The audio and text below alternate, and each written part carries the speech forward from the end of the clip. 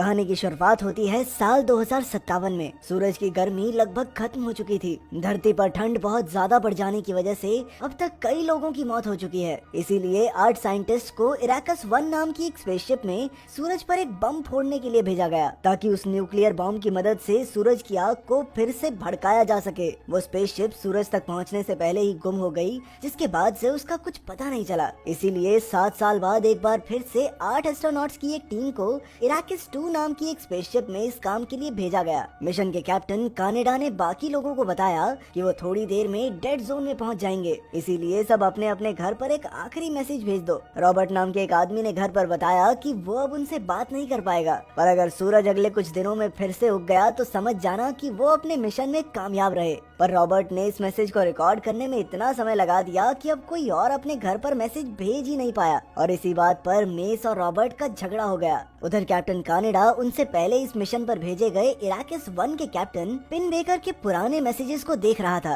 तभी क्रोजैन ने उसे खबर दी कि उनका गार्डन बराबर ऑक्सीजन तैयार कर रहा था। पर कानेडा तो ये सोचने में बिजी था कि आखिर पिन बेकर अपनी स्पेसशिप पर हुए नुकसान को देखकर खुश क्यों हो रहा था। तभी अचानक हार्वी को 7 साल पहले खो चुके इराकस 1 स्पेसशिप के कुछ सिग्नल मिले। इसके बाद सब इस बहस में लग गए कि उन्हें अपनी दिशा बदलकर इराकस 1 के पास जाना चाहिए या नहीं। मेस इस बात के हक में नहीं था, क्योंकि उसके लिए मिशन का पूरा होना सबसे ज्यादा जरूरी था। पर वहीं दूसरी तरफ ये भी संभावना थी कि शायद इराकस 1 में कुछ और लोग भी जिंदा हों। साथ ही वहाँ पानी और ऑक्सीजन की एक्स्ट्रा सप्लाई भी मिल सकती है, और अगर उन्हें इराकस 1 का बॉम्ब भी मिल गया तो उनके मिशन पूरा करने के चांसेस और बढ़ जाएंगे। रॉबर्ट को बॉम्ब की ज्यादा जानकारी थी, इसीलिए सबने ये फैसला उस पर छोड़ दिया, और थोड़ी देर सोचने के बाद रॉबर्ट ने इराकस 1 के पास जाने का फैसला किया। पर इस सब के चक्कर में वो अपनी स्पेसशिप की उन शील्ड्स को सेट करना भूल गए जो उन्हें सूरज की गर्मी से बचाती थी। सूरज की गर्मी कम बेशक हो गई थी, लेकिन वो सूरज के इतने करीब थे कि एक छोटी सी चूक भी उन्हें बहुत भारी पड़ सकती थी।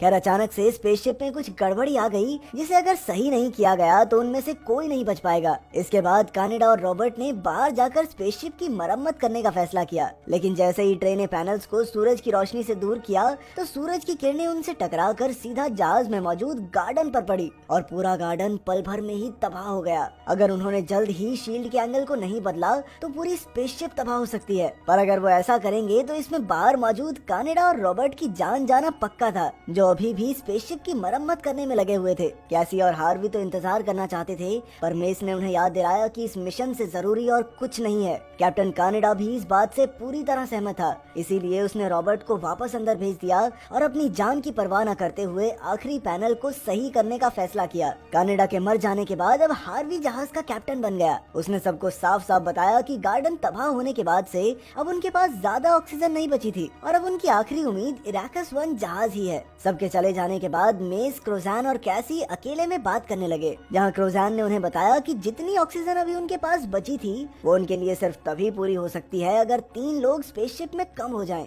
इराकस 1 के पास पहुंचकर डॉक्टर, रॉबर्ट, हार्वी और मेस ने उसके अंदर जाकर देखने का फैसला किया। अंदर सभी अलग अलग होकर छानबीन करने लगे। डॉक्टर ने देखा कि शिप में अभी भी पानी था। हार्वी को पता चला कि जहाज का गार्डन अभी भी बिल्कुल सही सलामत है, और तो और सभी कंप्यूटर्स भी चल रहे थे, जिसके अंदर मेस को कैप्टन पिन बेकर का 6.5 साल पुराना एक वीडियो मिला, जिसमें उसका मुंह आधा जला हुआ था। पिन बेकर बोल रहा था कि वो इस मिशन को बंद कर रहे हैं, क्योंकि उन्हें भगवान के काम में दखल अंदाजी करने का कोई हक नहीं है। थोड़ा और ढूंढने पर मेस को पता चला कि किसी ने जहाज के मेन फ्रेम को तोड़ दिया था, जिसकी वजह से वो अब उस स्पेसशिप का इस्तेमाल नहीं कर सकते। तभी अचानक दोनों जहाज एक दूसरे से अलग हो गए और इराकस 2 स्पेसशिप उनसे दूर जाने लगी। लेकिन अब उनके पास अपनी स्पेसशिप तक पहुंचने के लिए सिर्फ एक ही स्पेस सूट था, जो उन सब ने रॉबर्ट को देने का फैसला किया, क्योंकि सिर्फ उसे ही बॉम्ब को सही से इस्तेमाल करना आता था। तभी हार्वी को एक आइडिया आया जो उन सबको बचा सकता था। उसने तुरंत ही इराकस 1 की शीट्स को फाड़कर अपने ऊपर लपेट लिया। ये उन्हें बाहर की ठंड से बचाने के लिए काफी था। शिप का सिस्टम काम नहीं कर रहा था, इसीलिए किसी को पीछे रुककर दरवाजे को खुला रखना जरूरी था। डॉक्टर ने ये जिम्मेदारी अपने सर उठाई और मिशन के लिए अपनी जान कुर्बान करने का फैसला किया। इसके बाद जैसे तैसे उन्होंने प्रेशर लगाकर एक साथ छलांग लगाई, पर सिर्फ रॉबर्ट ही जहाज तक पहुंच पाया। उसने पूरी कोशिश करके जैसे तैसे मेस का हाथ पकड़कर उसे भी अंदर खींच लिया, लेकिन बेचारा हार्वी बाहर ही छूट गया। इराकस 1 में छूट गए डॉक्टर ने भी अपनी किस्मत को अपना लिया और वो जहाज के मरे हुए एस्ट्रोनॉट्स के साथ जाकर बैठ गया। जल्द ही सूरज की रोशनी उसे भी जलाकर राख कर देगी। 3 बार चेक करने के बाद मेस को पूरी तरह यकीन यकीन हो गया कि दोनों जहाज खुद ब खुद अलग नहीं हुए थे, बल्कि किसी ने जानबूझकर ये किया था। सभी लड़के इराकस 1 में गए थे और सभी औरतें इराकस 2 में थी। तो आखिर ये सब किया किसने? तब क्रोजैन ने उन्हें याद दिलाया कि अगर एक आदमी और कम हो जाए तो वो चारों बची हुई ऑक्सीजन के साथ ये मिशन पूरा कर सकते हैं। इसके बाद मेस ने ट्रे को मारने की जिम्मेदारी अपने कंधों पर ली, जिसे डॉक्टर ने दवाई की भारी डोज देकर सुला रखा था।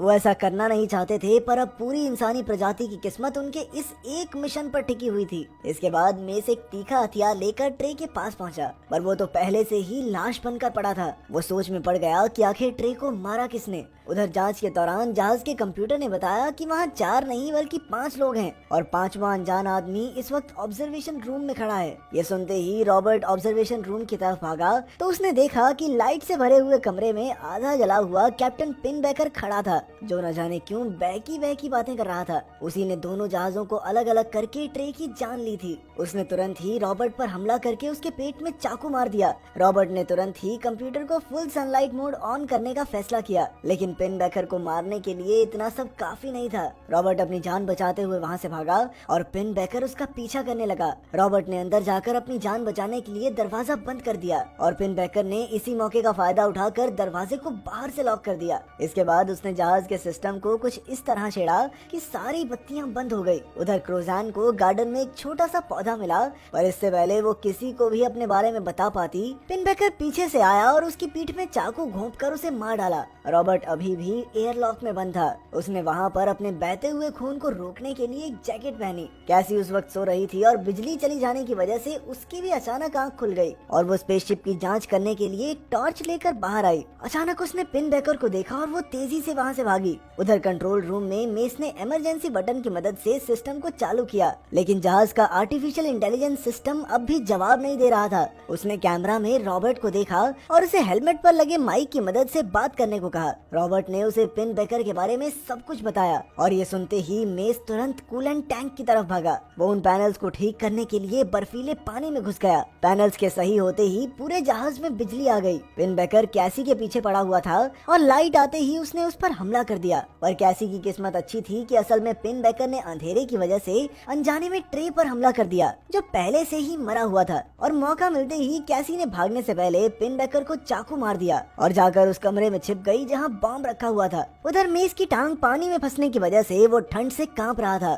उसने रॉबर्ट से कांटेक्ट करके उसे बताया कि वो लोग ऑर्बिट में पहुंच गए हैं, पर कंप्यूटर ना चलने की वजह से अब बॉम्ब को स्पेसशिप से अलग करके किसी इंसान को वहां रहकर उसे प्रोग्राम करना होगा। मिस ने रॉबर्ट से कहा कि चाहे कुछ भी हो जाए लेकिन ये मिशन अधूरा नहीं रहना चाहिए। रॉबर्ट ने सबसे पहले सूट पहना, फिर एक टॉर्च की मदद से दीवार में छेद किया जो सीधा मेन रास्ते में जाती थी। इसके बाद उसने इमरजेंसी बटन के ऊपर लगे कवर को हटाया और खुद को दीवार से बांधकर उस बटन को दबा दिया, जिसकी वजह से दरवाजा अलग हो गया और बाहर और अंदर के प्रेशर में फर्क की वजह से दरवाजा ब्लास्ट हो गया और रॉबर्ट फिर से स्पेसशिप तक पहुंच गया। मेस की जमी हुई बॉडी देखकर वो सीधा कंट्रोल रूम पहुंचा, जहां उसने बॉम्ब और इराकिस 2 को अलग करने का प्रोसेस शुरू कर दिया। इसके बाद वो स्पेसशिप से कूदकर अलग हुए बॉम्ब की तरफ गया और दूसरी ओर उनकी स्पेसशिप सूरज की गर्मी की वजह से तबाह हो गई। बॉम्ब के अंदर पहुंचकर उसने अपना सूट उतारा और कैसी के पास पहुंचा, जो बिल्कुल सदमे में थी। लेकिन इससे पहले कि वो कैसी से कुछ कह पाता, पिनबेकर ने उन पर हमला कर दिया। वो रॉबर्ट को बिल्कुल कोने में ले गया, पर तभी कैसी ने आकर उसे बचाने की कोशिश की। वो अभी भी लड़ाई के लिए उन दोनों को ललकार रहा था, पर कैसी ने रॉबर्ट को मिशन पूरा करने को कहा। रॉबर्ट तुरंत कंट्रोल्स के पास भागा और उसने बॉम्ब को छोड़ दिया। मरने से पहले उसने सूरज को एक बार फिर से जलते हुए देखा। इधर धरती पर रॉबर्ट की माँ ने उसकी वीडियो देखी और उसकी बहनों को लेकर कई साल बाद होने वाले सूर्योदय को देखने